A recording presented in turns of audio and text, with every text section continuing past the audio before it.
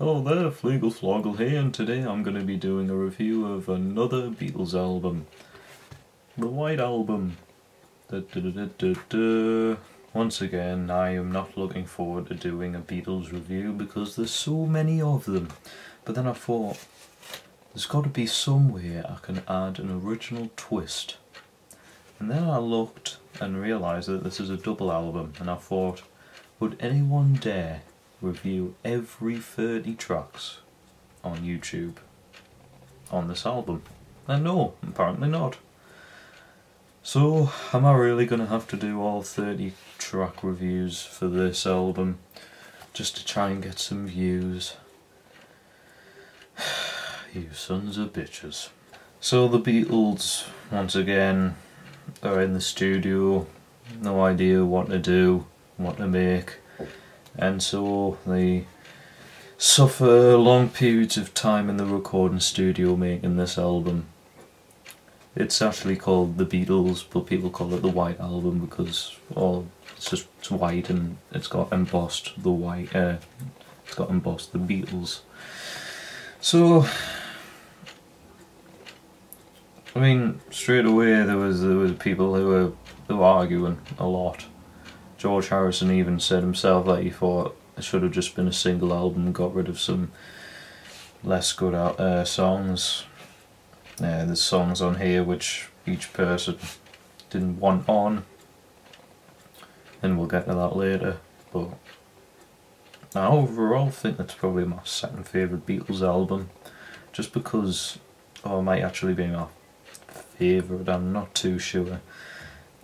It's because I'm not really fussed about the song quality when it comes to such a big album like this. As long as I hear that it's a bit fun. Like, I really like Paul McCartney's first album because it sounds homemade, but this isn't simplistic really. It's still very professional and everything like that, but there's ditties and stuff which you wouldn't, you know, they're not amazing, but when listening to the full thing, it flows really well, and I think it's overall a fantastic album, never mind if I think some songs aren't very good. So that's my introduction, please. Let's just hurry up and do these track reviews. Okay. I mean, I've stopped doing track reviews, but okay, never mind. The first track's Back in the USSR, which is a great way to kick off the album, I have to say personally. Just rocks, it's really good. And it shows the Beatles once again producing more mature songwriting. And it's just got Paul on vocals talking about how he's back from Russia, I guess. How he's missed being home and describing what the USSR was like. Yeah, interesting. Pretty cool. It's just a really good song. I really like the chorus as well. I remember when I first heard it twice where they go, back in the US, back in the US. I think it's quite clever because I thought my CD was skipping. But yeah, great song. Dear Prudence is probably my favourite song on the album actually. Really mellow and really beautiful song by Lennon. Love the guitar, and I love the deep mellow vocals saying round, round, very robotic like. I think it's really cool. And overall, I really just think it's a fantastic song. The third song, Glass Onions, one of the first funny songs because it's basically a time machine back into the Beatles' past, and each verse is doing loads of references to Beatles songs back in the day. I don't even know where to start with all the different Beatles songs that go on. Fool on the Hill, I Am the Walrus, just a load of famous songs at the cover. And they sound like they're having fun here. I mean, I'm sure they must have had a lot of tension between each other, but they must have thought, hey, let's just calm down and have a bit of a laugh, and that's what I like about this. Ringo's drumming's really good on here particularly, and yeah, there's a load of different oohs and ahs and oh yeahs that played through the thing, which I think is interesting, maybe a bit half-assed, but just experimenting I suppose, which is cool. Obla is a nice little ditty as well. Just a genius chorus. It's just really catchy. I couldn't fault the chorus. It's everything you'd want in a typical rock song like the Beatles would produce as well. I know some other band covered the song and they made it a really high charting single. Whatever, but yeah, this version's still really good. It's just nice and quirky. I couldn't fault it really. It tells a nice little story. Yeah, it's just a narrative perspective of two people, and it's silly. The last chorus, we'll say, has a bit of a twist that's different from the other times it's said, and it's interesting, I have to say like that. Another really good song. Then of course we've got Wild Honey Pie, which is just shit. Like I don't even care if it's like, you know, just them messing around. It's just terrible. I think it was George Harrison's wife who said that she liked it and kept it on. So I don't know if other Beatles members didn't want it on, but if that's the case, then I'm going to get quite a few of instances like that in the album. I think that's purposely terrible, surely. Either that or they were just high on something. And obviously the guitars are terrible and vocals are just horrible. Sounds like an 80-year-old woman singing them. But that's really short, and I'm sure they intended it to be silly. I mean, maybe they've done a Bob Dylan thing like self-portrait, where like so many people were thinking each album they're making is brilliant, so chucking a purposely crappy song might have been interesting. But it really flows well in actually the continuous story of Bungalow Bill. I just call it Bungalow Bill. Again, like Obladi Oblada, really great chorus. Tells an interesting story, and I think Lennon's vocals quite interesting as well. I keep saying interesting. The only things I don't like about it is the children's vocals. Like there's one point where a kid's vocal comes in, and I'm not too sure, it might have been Sean Lennon who does it, but nah, I think that was John Lennon actually who just put on a child's voice. Just a bit annoying. The chorus is sort of annoying in a way, but catchy at the same time. Yeah, that's it. Next song is While My Guitar Gently Weeps, which is known as a classic, but probably going to get a bit hate for this, but I think it's a bit overrated, this song. And the passion that goes on Harrison's vocals and the guitar playing obviously is really good, but apart from that, I think it's a bit lacklustre. I mean, obviously it's a really good song in that sort of context if you want a mellow song like that, but I don't know, I'm not really bothered about it. I can't really describe it in words, it's just not my sort of thing. I think other songs on here where he's done more hippy-dippy songs like that are better, so I'm not just putting Harrison down altogether. Happiness is a Warm Gun. This is sort of like two songs in one. Again, a Lennon song at the start, but I don't know if it was like an unfinished song, two unfinished songs plonked together. Well, it's really well done if that's the case, but if I had to choose between each part, I definitely choose the first part. I know the second part's more famous, but I think the drumming again by Ringo was really well done. Rocks as well, it's really good, but the choruses on the second part's good as well, and it's quite funny as well with the oh yeah, I think it's like quite funny as well. Yeah, another really good song. Martha My Dear is an absolutely brilliant song, top 3 favourite of the album. Just a really canny song by McCartney. It's one of the things where he probably could only be the member who could do something like this. Again, sort of linking to this homemade quality. You obviously think that Martha's like some woman, but it's actually about a sheepdog. And you know, singing about something like a dog is something that obviously most people care about, linked to a family. And I think that's what's really canny about it, like it's sort of making the audience closer, if you want to say it, to McCartney singing about something like his dog. And it's another like really quirky song that I couldn't fault something to it. There's a bit of charm to it that I really like about it. The piano on it is fantastic. as well, and again, couldn't fault it. It's an excellent song.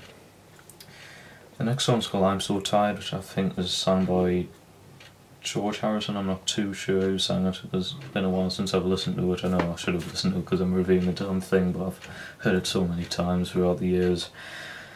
I like to think this is a song which it probably mostly is about basically the recording studio.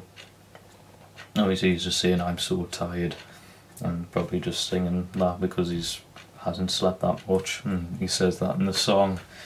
I like the anger that you get out of it. It's a bit more vigorous when he says "Curso Walter Raleigh." I think that's a good one. Again, everything played about it as well, never mind just the vocals, seems a bit more angry and ferocious, which you've never really heard in a Beatles song before. But again, like, I couldn't imagine the chorus again. I have to mention the chorus. Imagine just getting that and then you going back even to Rubber Soul or something. It just wouldn't happen, that sort of thing. So again, a great song. Blackbird is my mummy's favourite song by the Beatles, or ever. I don't know why I say that, but it's because she's obsessed with birds. And it's just, again, I think it's a lovely song. I agree with her. It's just it's really simplistic. Just as simple as a beat, but really canny guitar that plays on, and very simple lyrics as well. But it's one of those things where you say simple but effective. Very good vocals by McCartney. Again, thinking with Martha My Idea, something that only really he could do. And it's just a little short song, but that's what makes it short and sweet. Piggies is a Harrison song, going well with the animal theme. It's a bit more of a darker song, but it's quite like dark comedy. I think it's quite good in that sort of way. Talking about, well, pigs getting slaughtered and stuff like that. But when he said that at the end, so a nice bit of twist. It's sort of like it sounds like a, you know, a child-friendly. It sounds something like you might have heard out of Disney, or you might have sung it yourself in a little kid's book. And I just like the little twist at the end. It's not really that much special, but again, it flows well with Blackbird. I suppose the pig noises at the end is a bit dodgy, but you know, a good song. Now, speaking of my mum, this is my dad's favourite song by the Beatles, Rocky Raccoon, which is another narrative song.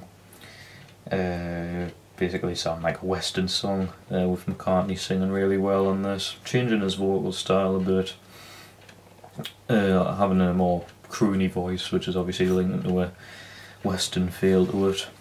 I'm not, like, I've looked into the lyrics a lot, and it does tell a good story, but it's a bit of a like weird end. I'm not sure, I don't understand the ending personally, but yeah, I can't really, you know, describe what my thoughts on the lyrics, especially if it's, you know, tells a story, but I think it's a really good story. And they're aiming for a western sound, and they certainly deliver that. Basically, musically wise, it's alright, but the lyrics is really good, so that's a good song.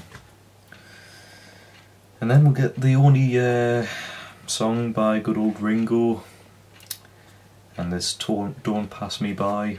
It's actually the first song he written for the band, the second song being Octopus's Garden, but I'll talk about that obviously when it comes to me reviewing Abbey Road. I think it's a good song overall.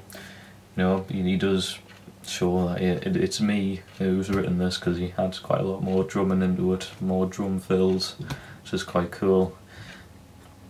I mean, really simple lyrics, you know, just rhyming with ooh. But, you know, I think he tries, and people complain about his voice, and I think Ringo's got quite a good voice personally. Sort of artsy lyrics here and there, but it's, you know, it's the mid-60s. You know, I'm not going to go into further like that, but you know what I mean. And then I'm getting another crappy song. There's 3 songs which I don't have saved. 1, Wild Honey Pie, and 2, this, Why Don't We Do It in the Road, and I think you might guess what the 3rd one is. So it's again a really short song, so again I think of it just being intentional.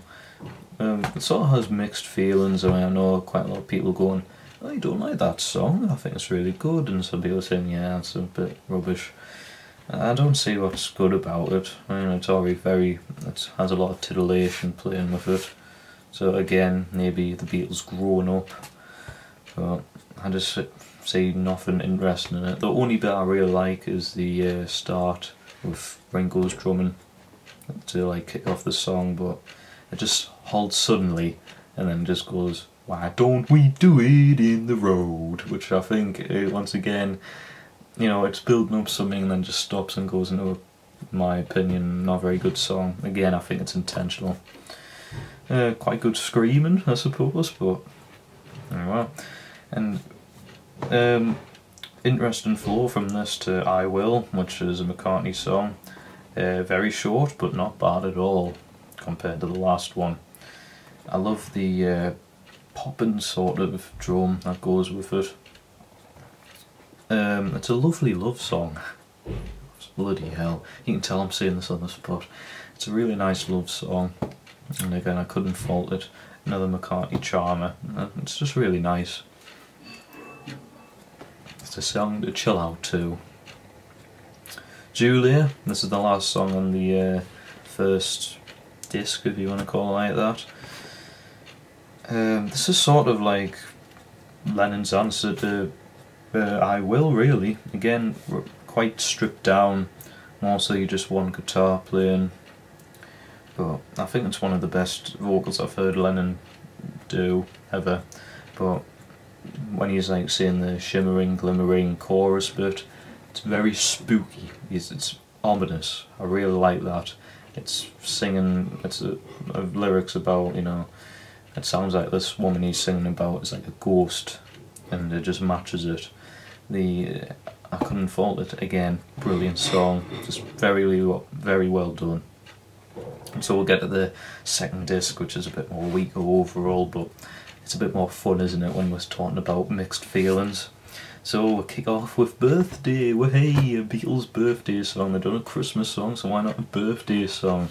And probably one of the best birthday songs that I know. It's just a fun song. I quite like the children's vocals going birthday, but the lyrics with McCartney saying I would like you to dance, take a chance. It's a bit cringe-worthy, but then again, although it's silly, it sort of matches the goofy qualities you might have when it's your birthday and you know you're a bit more upbeat. So yeah, I couldn't fault it for a birthday perspective. I should listen to it on my birthday. I might like it more, but oh well. Second song, Yeah Blues, obviously a blues song, sung by Lennon, and brilliant vocals once again. It's quite depressing, and it doesn't seem to have, you know, it's just talking about suicide basically, or some sort of death-related incidents, but unless it's a very dark comedy, which I don't understand, it's a rather depressing song, again contrasting a lot with Birthday, but very passionate vocals, as I say, by Lennon, and that's mostly the thing that makes the song, personally. Then we get another great song, Mother Nature's Son, which to me reminds me of another song that'll come on this disc as well. Very hippy-dippy, so you can tell who I'm mentioning here, Harrison. Just very nice vocals and very good lyrics. I have to talk about. There's not much to talk about when it comes to, you know, straightforward rock like this. Yeah, Mother Nature's Son, basically describing stuff like nature, which, you know, links to old age romanticism, which, you know, contributes with lyrics and text and literature back in the old day. So yeah, I think that's quite clever how it works like that. Yeah. Get high and listen to this, I suppose. It's really good. And then we get another very silly song, Everybody's Got Something to Hide Except for Me and My Monkey. I used to think this is the longest song I've ever heard, longest titled song ever, but obviously I've delved into it a bit more, and I used to then think, oh, if I'm reviewing this I'll have to mention Pink Floyd's several species of small furry animals gathered together in a cave and grew with a pick or whatever, but there's some really stupid bands out there, I'll just say that. Anyways, the song, it's just a simple rocker. Really nice guitar, just like wah-wah sort of guitar that plays on it, just stands out. I like the little bell that dingles as well, and the come on is nice and energetic, but yeah, I have no idea what it's on about, and I'm sure they don't really either. It's a nice fun song. Sexy Sadie is okay. Another Lennon song, or song by Lennon. It's alright. I'm not much to talk about this one. It's a generic rock song really. Oh, sexy, ooh, the Beatles saying that. I don't know, it's alright. Helter Skelter is a great song, one of the first metal songs apparently that was out there. It's, again, stands out for me as one of the best songs. McCartney sounds deranged basically, and if they'd done a load of takes on this, I like to think he's like went mad for doing so many takes.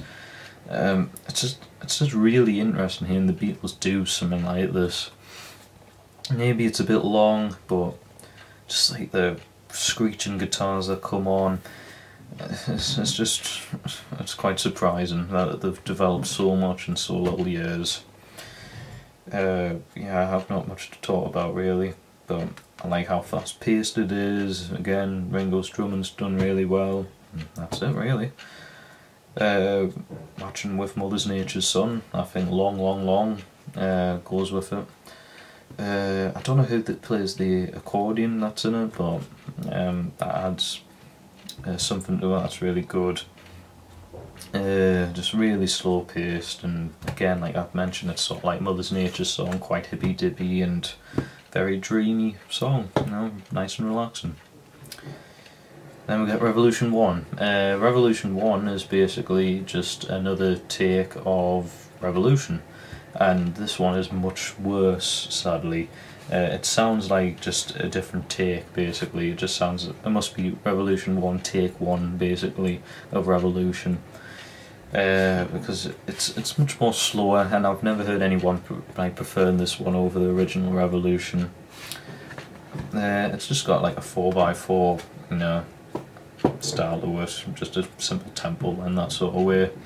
Yeah, it's okay. Like, if that, just comparing it to Revolution, it's much worse, but it's alright. Honey Pie is the next song, and you know, I was thinking, oh no, Wild Honey Pie, is this just going to be, you know, an extended version of Honey Pie, Wild Honey Pie? No.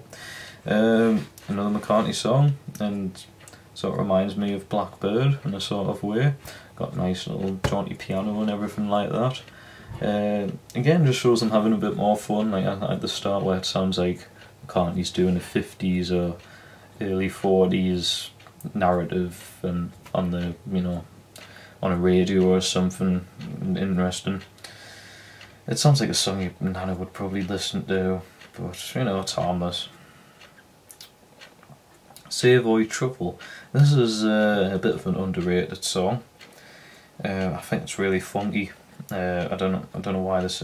I'm sure they had like some famous guy they were friends with who were obsessed with some sort of chocolate or something, so they made a song about it. I think the drum fills that Ringo does is really catchy, and a grooving guitar, if you want to call it like that. Interesting lyrics of how like they go through all these different suites. You know, not essential, but again, you know, not a bad listen. Cry Baby Cry. This is, again, it's just, I'm not that bothered about. It's a bit like Sexy Sadie, not a very good Lennon song. But what I actually prefer is the little 30-second hidden track, if you want to call it like that, by McCartney. I think it's just something called Can You Take Me Back or something like that. But again, he's got a quite interesting voice, and how he's just went through so many different octave ranges and stuff throughout the album just shows the different styles they've had throughout this album. Yeah, I prefer it. But what scares me is the next song. Revolution 9. So again, this has extremely mixed views. There's some people who are obsessed with the Beatles and like to say that it's fantastic, and there's some like most people who just think it's a load of shit. And me personally, I think it's, you know, I'm on the middle ground basically. Basically. Cry Baby Cry sort of like fades away and then it goes into this. Oh my god, I remember the first time I listened to this, I had the CD and I had the earphones and I was trying to listen to the full thing, and I was reading a book I've got somewhere saying it had notes on every single Beatles song, and I looked and I'm like, oh, 8.5 minutes, that's interesting.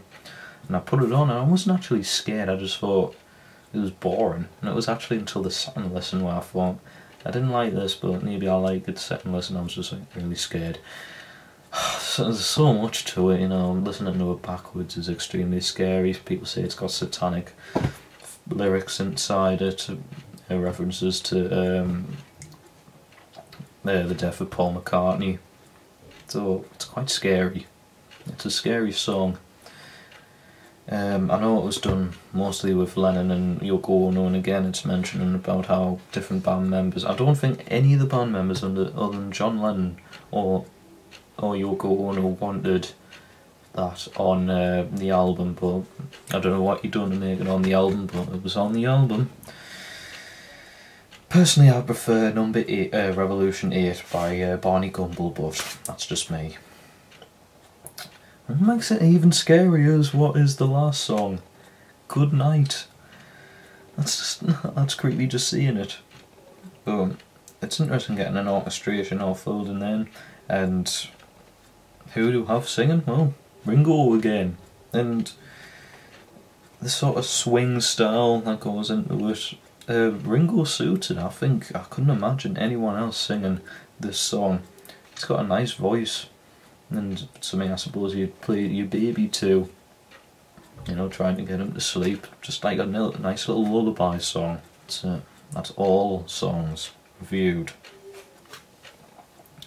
Overall then, if I had to give this album a score, I'd give it a 9.6 out of 10. And I know there's quite a few songs I said were bad or not very good, but like I say at the start, listening to the full thing is just a fantastic experience. And even there's something to it where you wouldn't skip it. Like if it was put on randomly and someone said, oh, here's a random Beatles song, and they played you something like, you know, Cry Baby Cry, Sexy Sadie, obviously Wild Honey Pie, something like that, you wouldn't think much of it, but listening to the full thing, it's sort of like going into the mind and being in the studio with the Beatles themselves. You can hear a load of happiness, you can hear some madness, you can hear sadness, and overall it's just so varied, and it's got so much contribution by everyone, and everyone stands out at certain points, which I think is really good. I know people wanting to broaden out, and some members want to purposely keep songs for their own solo career, but it doesn't matter, I still think it's really good. George Martin says that he would have made it as a single album, but I'm happy enough as what this is now. I mean, of course, I would rather have like the single version of Revolution other than Revolution 1, but that's actually the only thing I would probably change. And that's it. So then, thank you very much for watching. Rate, comment, subscribe if you want. I'll see you later. Bye bye.